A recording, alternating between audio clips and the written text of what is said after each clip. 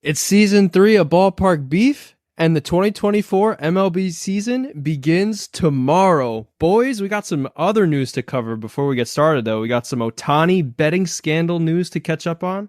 I'll talk about this baseball reference prediction for the Yankees record, and we'll get into some other topics. So why don't you run that music for us?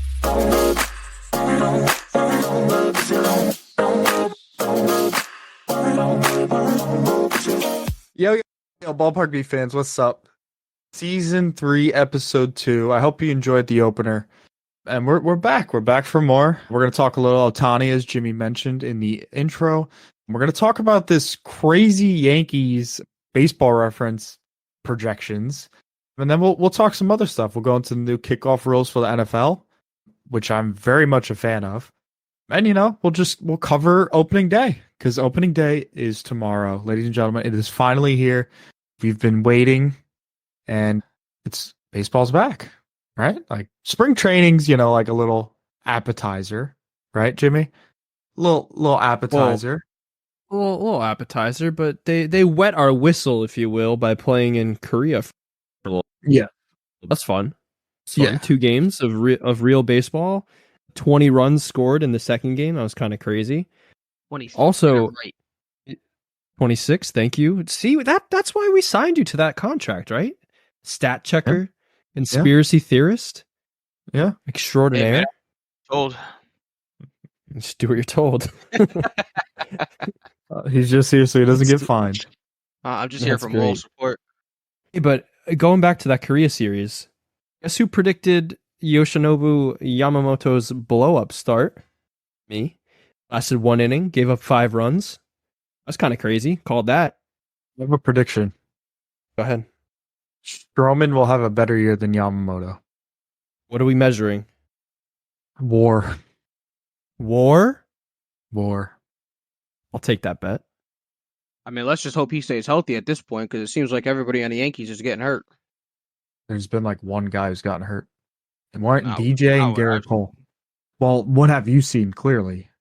It says Yankees outfielder Gonzalez suffers a right orbital fracture. Okay, didn't even make the starting roster.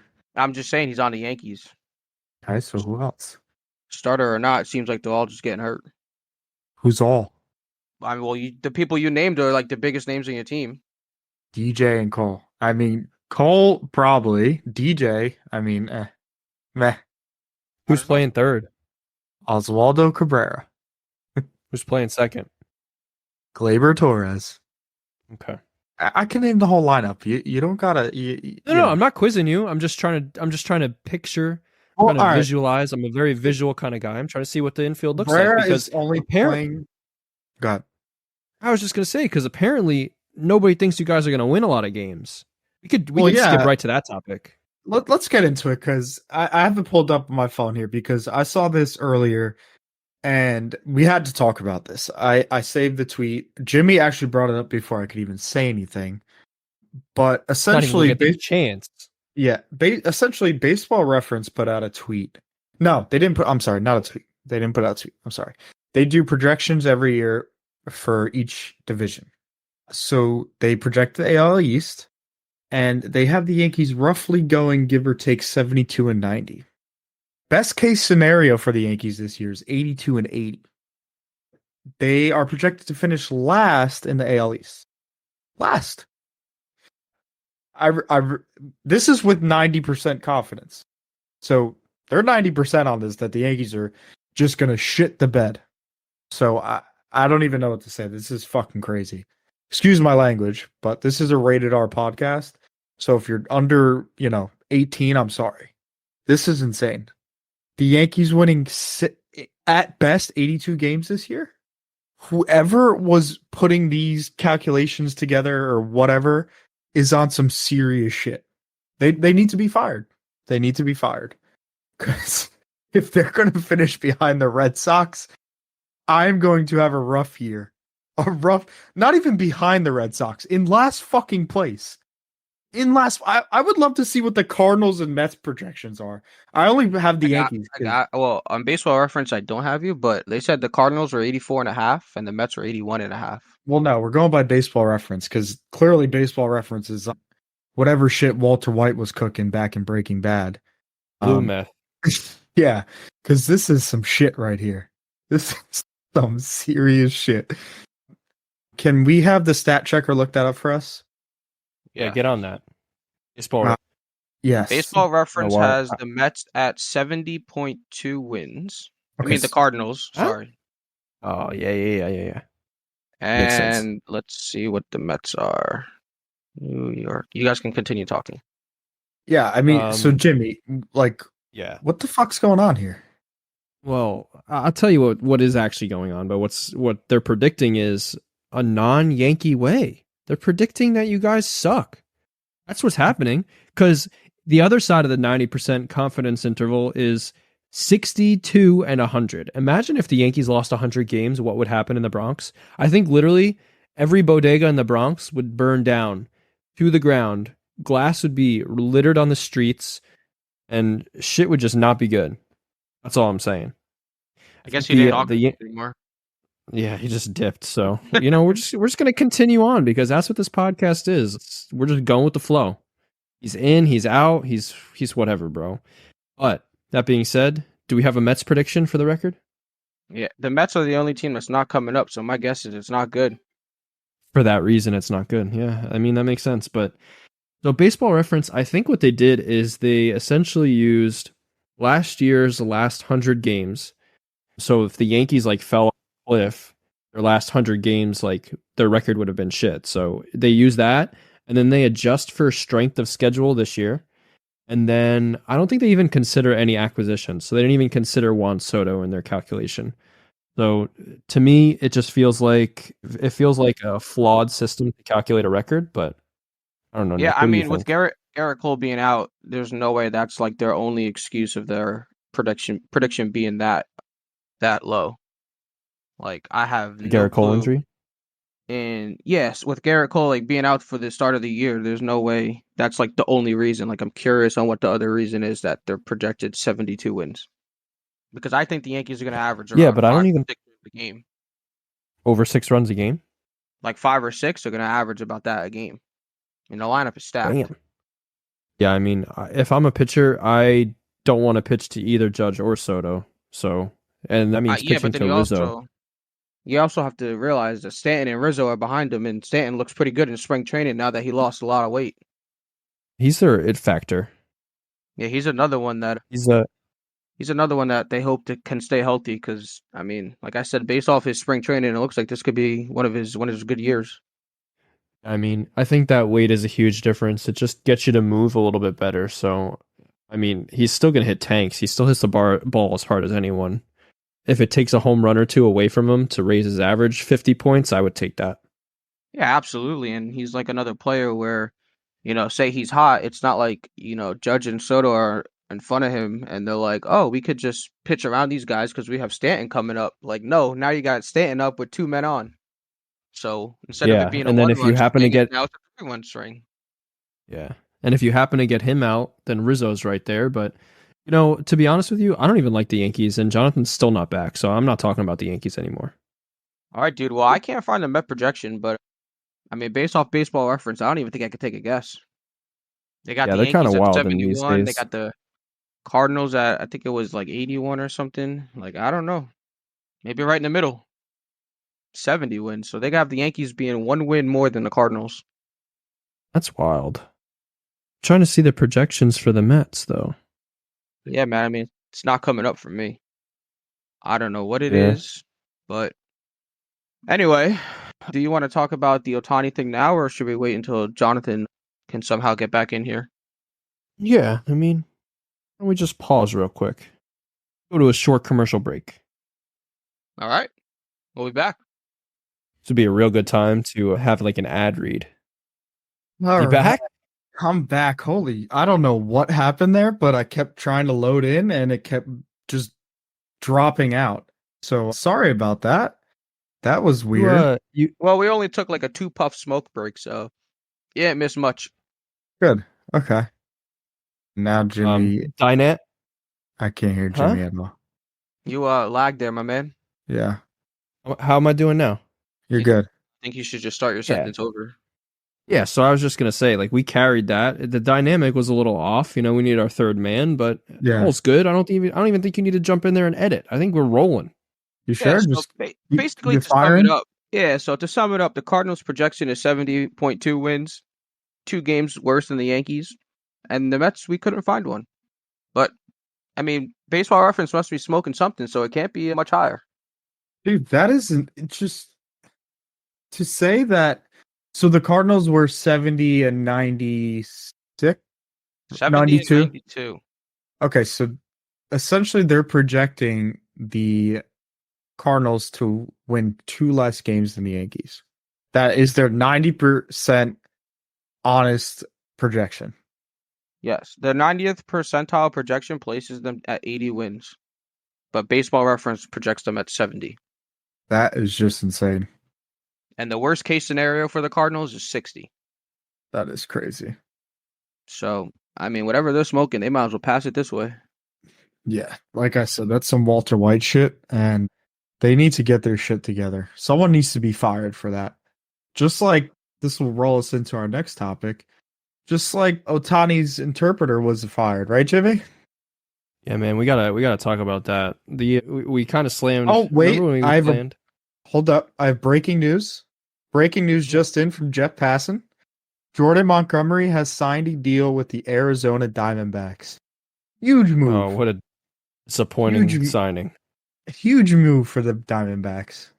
I'm sure Mets fans are all upset now because they thought they'd get Montgomery and make the World Series, but it's not going to happen. All right, guys.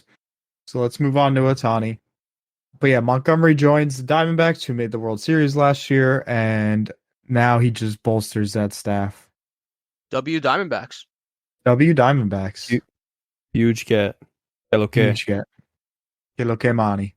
But yeah, back to the Ohtani thing. So, like, Twitter's just crashing and burning right now. Whoever isn't a Dodgers fan is hoping Ohtani did bets and stuff.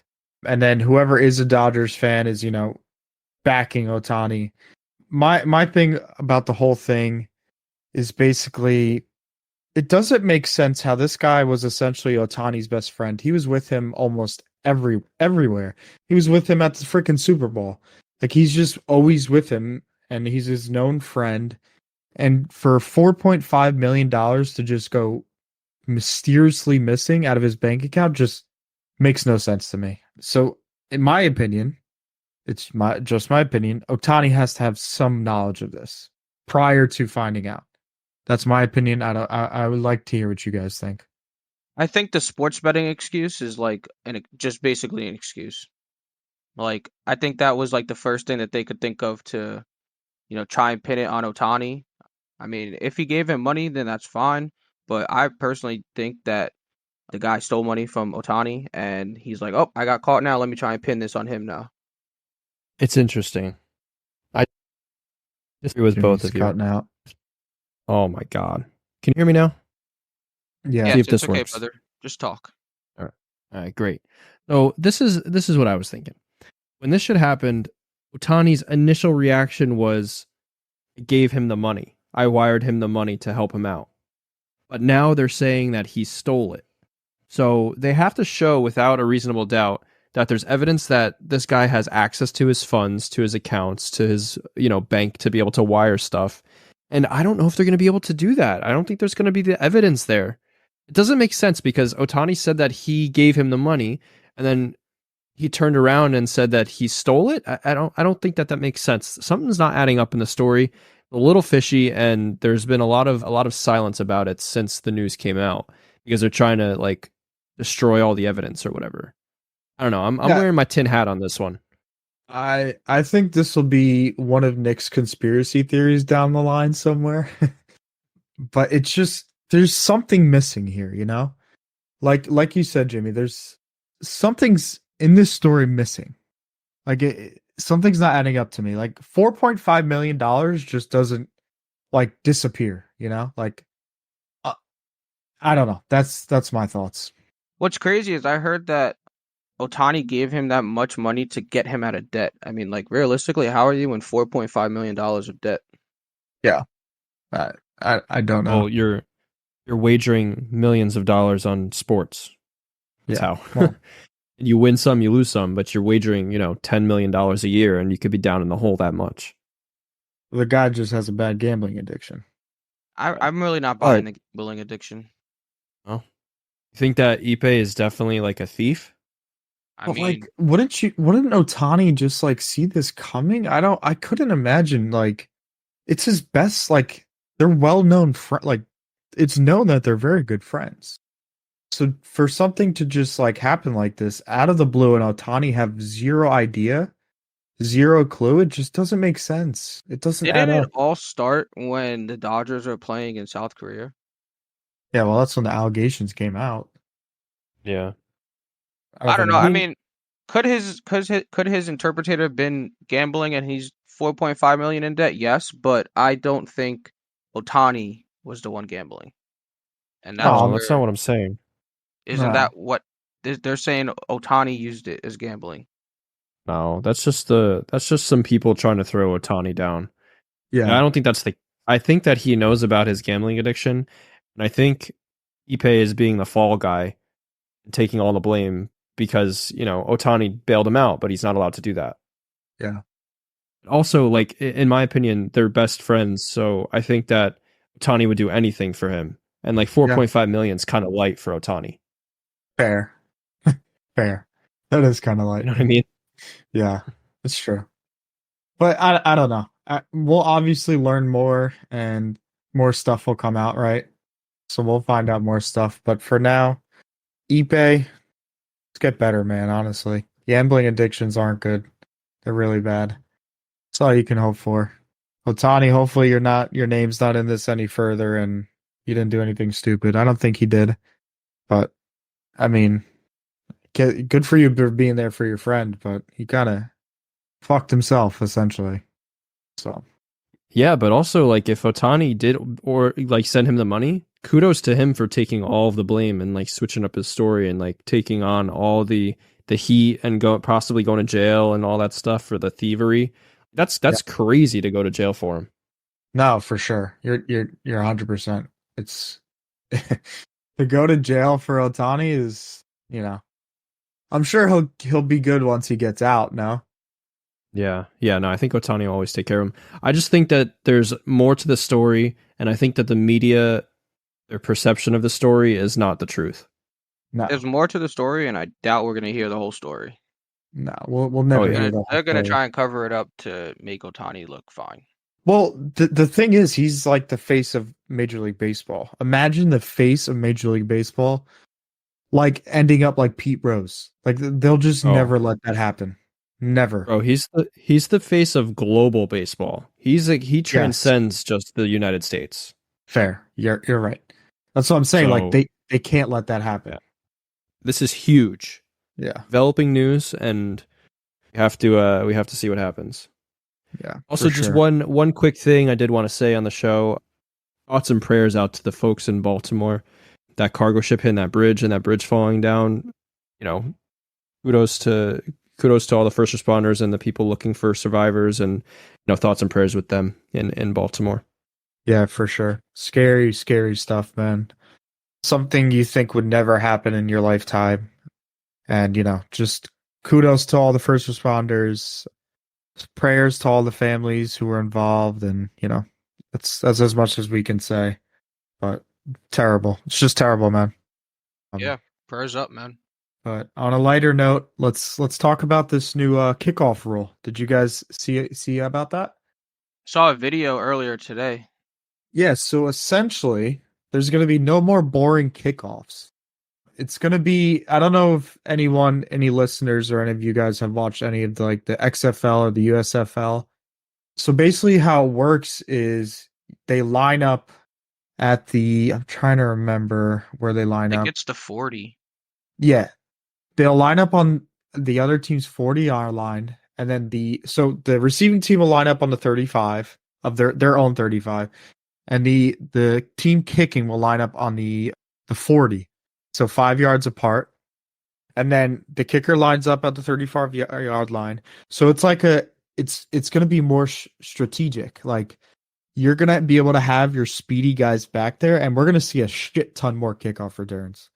because it's going to be man-to-man blocking, or it's going to be some kind of technique. It's going to be really interesting. Actually, this is one of the rules I'm very excited about. I think it's going to be really fun to watch this year. So my question is, they're kicking it from the same spot as normal, right? 35-yard Yeah. line, yeah. So wouldn't the ball just end up in the end zone anyway?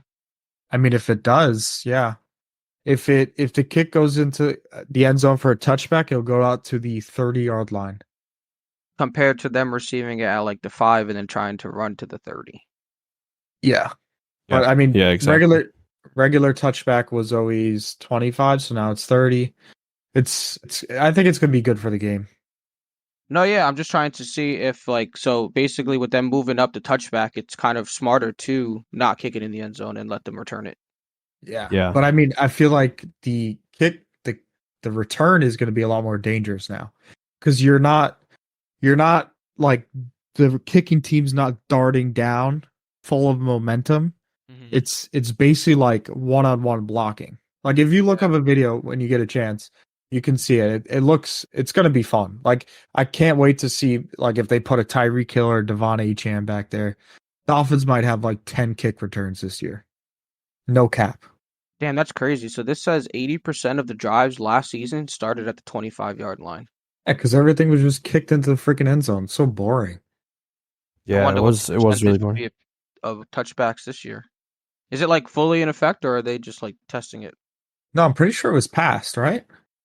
Yeah. I think it was passed unanimously with the owners. So I don't think it's going to be more dangerous though. So I think so the way I understand it, they're kicking from their own 35.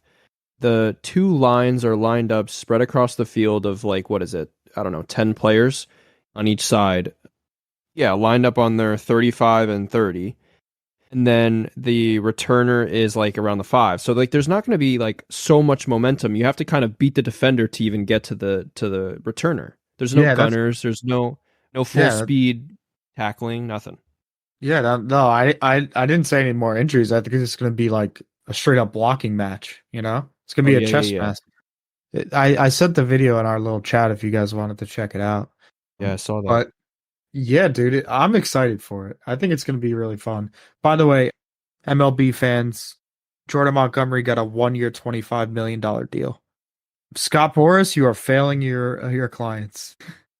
That's all wild. These short-term deals. 1 year, $25 million to the Diamondbacks. Jordan Montgomery, World Series winner, pivotal part of that rotation. Here's the good and the bad of it for the Mets. The Mets could have signed him, but it would have costed $50 million this year, and we weren't a starting pitcher away from really competing, really competing in the NL. That's probably why we didn't end up with him. And if you guys watched the video here that I sent, the blockers can't move until the ball is caught. Caught or touch the ground. Yep. Mm. So there's no momentum from the kicking team. It's just straight up block your man. It's gonna be good. Crazy. Yeah, and I think what was I gonna say? I think there could be some interesting strategy with putting some bigger guys in. Yeah. On the blocking side.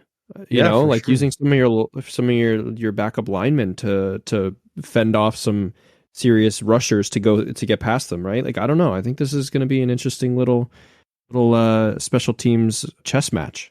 Yeah, I'm excited. It's going to be really cool. There was one more rule that was passed that I'm not a huge fan of. I don't know how much you guys actually look into football, but you guys heard tackle. It. Hip drop tackle, yes. So essentially what the hip drop tackle is, for you guys who don't know, is basically when a defender grabs on from the hip and drops down. If you look it up, you'll may not be explaining it well, but it was a cause of concern because it creates so many injuries. But my whole thing is, it's football. Okay? They've put in so many rules to protect players. I understand, but at some point it's going to turn into flag football.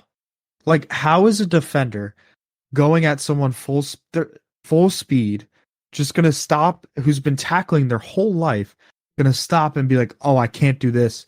Now, what if that defender hurts themselves trying to fucking do something different? You know what I mean? It's all these rules are great, and yeah, they're protecting players' health, but you can end up really hurting someone else because they're not trying to hurt someone else. it's kind of a double-edged sword, or it's I don't know. I'm not a big fan of that. Wait, so the rule is they're banning it? Yes. I mean, that just gives more reason for people to just lower their shoulder and try and kill each other.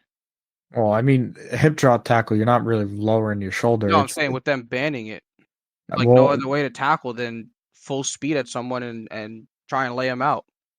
yeah, essentially. Right? I don't get how that's going to prevent injuries. Yeah, I don't know. It's definitely interesting. A lot of the times, like when I watch, I don't really see people try and tackle like hip tackles. I see them lower their head and shoulder and just try and make the guy do a 360 in the air or a front flip in the air. I think the hip drop is more of like when the ball carrier is running away from you and you're running from behind. I think that's when it's more like you see it more. But again, I'm not an expert on I mean, yeah. tackling. So Yeah. if you describe it as that, how are you supposed to tackle a guy from behind? What do you jump on his back? Exactly. That's the whole point. Yeah, you have to. Yeah. So picture this is you're running to go chase DK Metcalf for whatever goddamn reason is you're in a football game against DK Metcalf and he's running down the field, you're chasing him from behind and you jump on his back and drop your hips. That's an illegal tackle because you roll up underneath him, you catch his legs under your body as you're both going to the ground and it's a lower leg injury risk. Yeah. Okay, But how are that you being supposed to said, tackle? exactly. That being said, how are you supposed to get him? You're supposed to slap his legs from underneath him and let him fall over his own stumbles. Like it's crazy. Yeah, it's just that's like the whole point of my argument. It's like, what the hell are these guys supposed to do now? It's like, oh well, I'm chasing this guy. Might as well just let him score. Like, are you just supposed to like trip him or something? Like, like I don't know now. It's crazy.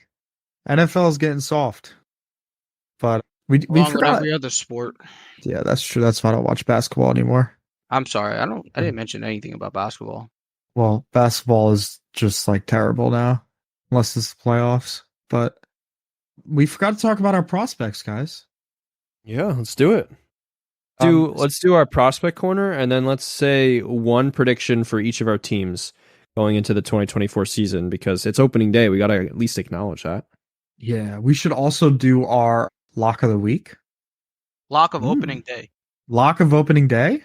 Question mark? Well, I'll go right now, the Mets, because they always win on opening day. Well, they're going to be rained out because it's a home opener. Whenever they open. Yeah.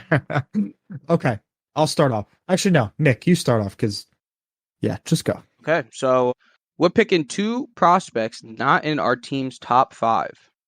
According to MLB. Yes, according to MLB.com. The two people I am going with is our 20-year-old catcher named Leonardo Bernal. He is ranked 8th. Everybody knows that the Cardinals struggle with the catcher position ever since Yachty left. His last 2 years in Single A, dude's been hitting over 250 and not striking out a lot.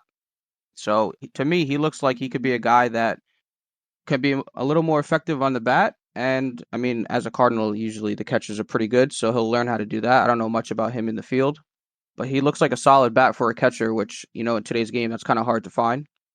And then my second player, I think he's had a couple games in the majors, but I'm not 100% sure. Gordon Gracefo. Last year was his worst year. He's 24, right-hand pitcher. Last year's worst year, 21 games, a 5 ERA, but the 2 years before had under 3. Like I said, we know the Cardinals struggle with pitching. I think this guy's 24. He could definitely be a factor in the Cardinals' rotation in the next upcoming years. Love it. Love to hear it.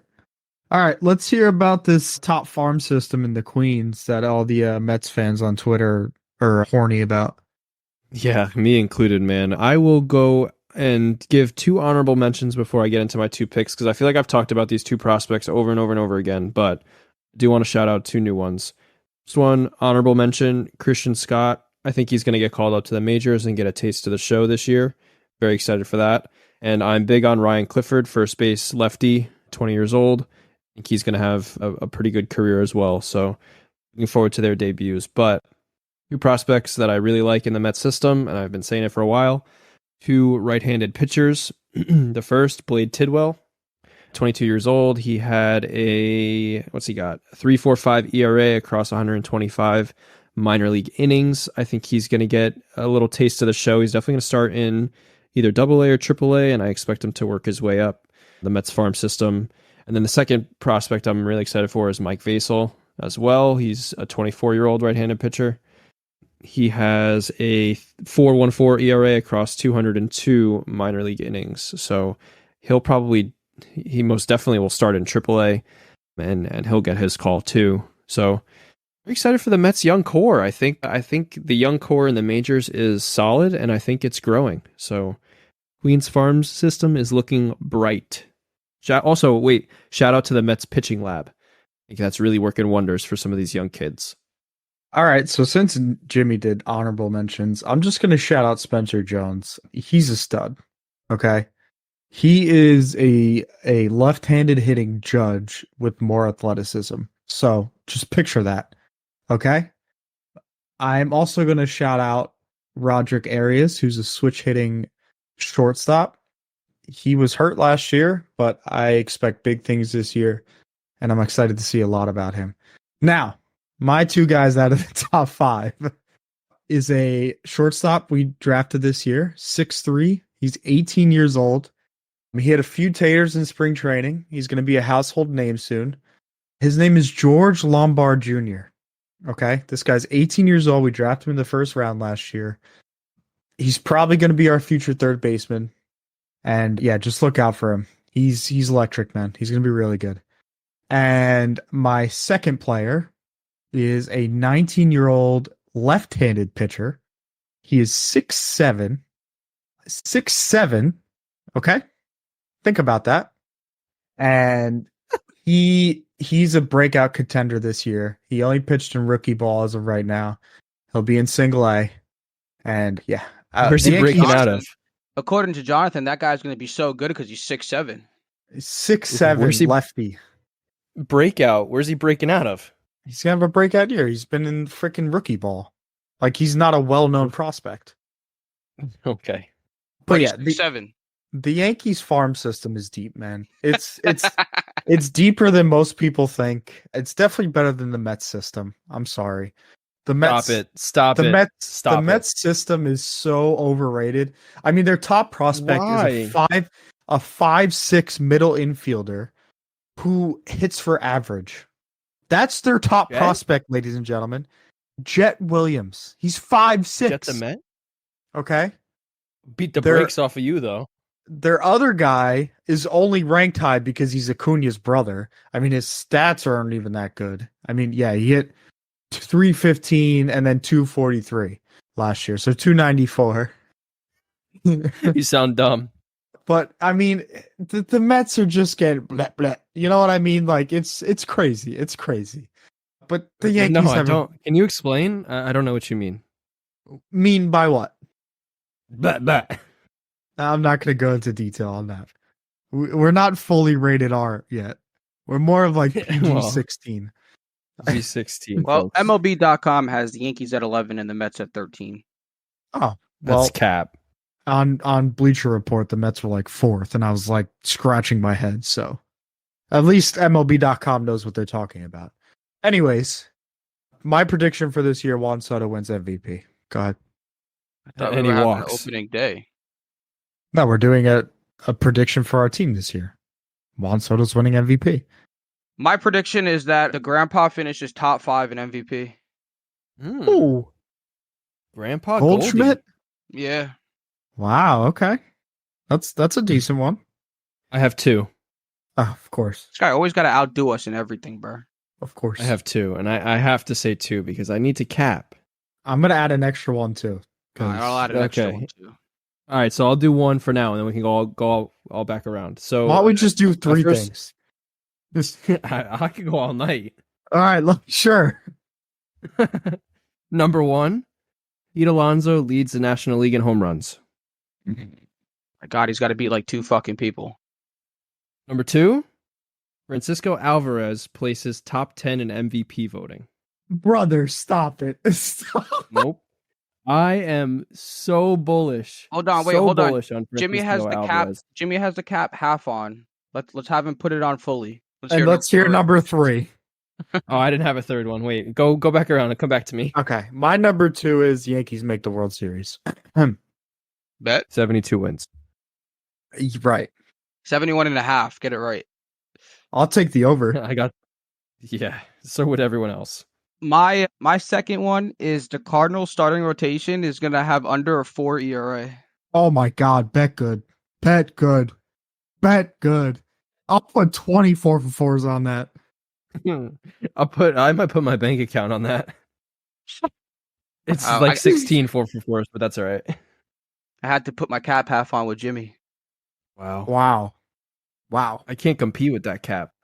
Do you have a number 3 or It's should we kind just of do crazy 2? how you said you had 2 right away, and I really thought you were gonna say something about the best NL shortstop. I thought he Well, I was going was to say thinking the about Mets what are I going to should make the say. playoffs. I thought that's what he was going to say. Yo, I have Playoffs? you want to make a bet, Mr. Jimmy? What's up?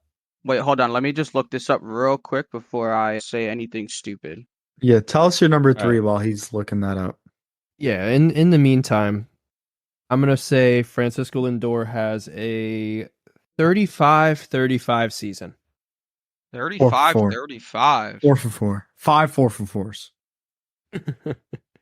35 homers, 35 steals. I think he outdoes last year. He had a 30-30 year. I have a 35-35 year. All right, my number 3 is. You ready for this? Are you ready for this? Very ready. This is going to be an interesting one. Anthony Volpe has a batting average over 270. Okay? Wow. Mid. Over 270. Mid. He's got a new swing. He's going to start making better contact. Stop chasing. He's got a new pair of shoes. Okay, Jet. You ready for my You know, third Jet cap? looks up to Volpe. I don't care what Jet does. Jet's the Met. Okay, go ahead. Are you Nick. ready for my third cap? Let's hear your third cap because this must be cap. Nolan Arenado is going to finish with 35 and 110. Oh my God. Oh my God. Resurgence. Jesus. But Jimmy, my bet is I bet you 1 4 for 4 that Pete Alonso strikes out more than 130 times this year. I would take that any day, anytime. Yeah, I would. I'm not making that bet. Why not? He's only struck out 2 times in his career, 2 seasons over 130.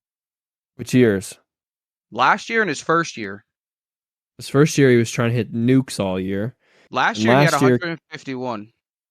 Yeah, last year could be the start of a trend pop. So I'm not going there. What if I make it 150? Is that the only year he had over 150 last year? Yeah, 22 he had 128, 21 he had 127. What about 2019? 183, that was his first year. Yikes. Yeah, bet good. 150 is good. 150. All right, let's go. Now I got to look something up for Mr. Jonathan real quick. All right, Write this shit down. we're placing some bets here. Yeah, I just guess want one, so. you know? I bet you. Let's see. I will do. Let's do Aaron Judge at 125. Strikeouts? Yeah. No. I mean, yeah, I'll take that. You'll take the under? Yeah. All right. How many? 125. Oh, he's got the over locked. No. Aaron Judge hasn't had 1 year under 130 Then how does he have always such a high OPS? because he hits fucking taters. That doesn't equate to OPS. Yes, it does. You get 4 points towards your slugging percentage every time you hit a homer. Oh, you do? It's 4.00. Yes. I'll take You the know? bet. Do you know how to calculate stats? I don't know how to calculate OPS, honestly. Oh my god, bro! Well, this is a baseball OPS podcast. is Y'all both need to OPS do some homework. OPS is outs per strikeouts, right? On No. base plus slugging. On You base say this plus- all the time. Outs per strikeout. What does that even mean to you? on base plus slugging. Okay. All right. Whatever. Out per strikeout. This guy doesn't have an idea Oh, what so the 125 OPS is good? means. Yeah, sure. I bet. So Oh. that's going to be too easy 4 for 4s. Do we have an HR department? I need to hand in my resignation because I can't be on a podcast with 2 people who don't understand what OPS is. What about the guy? I literally about- just told him what it meant. What about the guy who freaking didn't know his starting rotation? Nick, what's the Cardinals starting rotation? I see what you do, Jimmy. What's the starting rotation? I don't know all 5. I asked you to do who's- homework. You know who's got a dirty starting rotation? I'll deflect for you, Nick. Hold on. Ready? The Diamondbacks. Yeah, it's pretty nasty. Monty, Erod, Fott. What the hell is his name? Oh, it's Gallen? escaping me. Gallen? Allen and somebody else. The other guy's good too. Forget his name. Yeah, dude, that's a disgusting. If you go into a playoff series with Erod, Montgomery, and Gallen, yeah, have a good day. And Fott in long relief, yeah, have a good day. Talking about Kelly? Yeah, Kelly, Mhm. Merrill Kelly, isn't he good? Yeah, Merrill Kelly. He's decent. Yeah, they got a pretty nasty rotation there. They're a problem. They are going to be a problem this year, and they're only getting better. Hey, you can only That's get right. better. That's the scary thing, unless you're the Mets. Are we picking a winner for opening day? Signing a dude. 35-year-old JD Martinez. Anyways, That's a great get. Oh, we didn't even talk about that. JD Martinez, Yeah. great get. Middle of the order protection for Pete. Love it. how do you not even talk about that? It's like you're. Because, bro, we're cautiously optimistic about this There's season. bigger news than who the Mets, what 40-year-old the Mets signed this year. All right, we don't have to talk about every 40-year-old that they sign. We all know that they're the retirement plan. All right, boys. My lock of the week for opening day, March 28th. Jimmy. Oh man. My lock for opening day, March 28th, is the Baltimore Orioles over the Los Angeles Angels. How's Corbin that a Burns lock? makes his first start as an Oriole and is going to shut down the Angels. That's like a freebie. I mean, they're only minus 185. It's a freebie. Got to do something a little Only harder. minus 185. They're I the mean, I'm shortest pretty odds sure of all lock the of games. the week is a lock of the week. All right, we'll eventually get to underdog of the week, but that's my lock of the week. All right. Well, I was gonna do something a little cap, Well, but you could do whatever you want. but I guess we're You want not. to know? You want to know who the dog of the week is? The Cardinals. Cardinals over the Dodgers. Yup. Yeah, that's a Hmm. dog. All right. I guess we're doing locks then. I'm taking Shane Bieber and the Guardians against the Athletics. I think the Athletics might win like 40 games this year. Yeah, they're pretty god awful. They got a young arm that throws 100. He's pretty good. Mason name? Miller, he's a dog. There's some Ched, got a nasty curveball that would break John's ankles. Probably. Don't worry, Jonathan can't Anyway. even hit a ball that's not moving. Not against that. I don't know where Nick's getting that information from. You got to get on that T work, kid. Anyway, the Mets over the Brewers. That's the lock of the week. The Mets have a historically amazing opening day record and will continue it at home whenever the hell they play. They'll be rained out. So Friday. So Friday. Guys, Well, There you have it.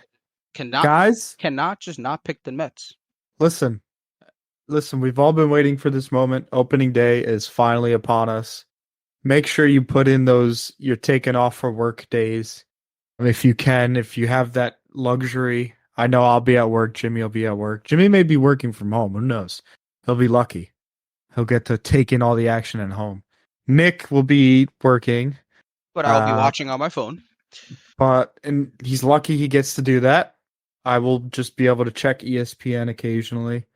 But enjoy opening day, guys. All right? You only get it one time a year. Enjoy 162, and I hope you enjoyed this episode. We will see you next week. Make sure to check us out on all social media platforms, right? Next Wednesday, okay? Be here.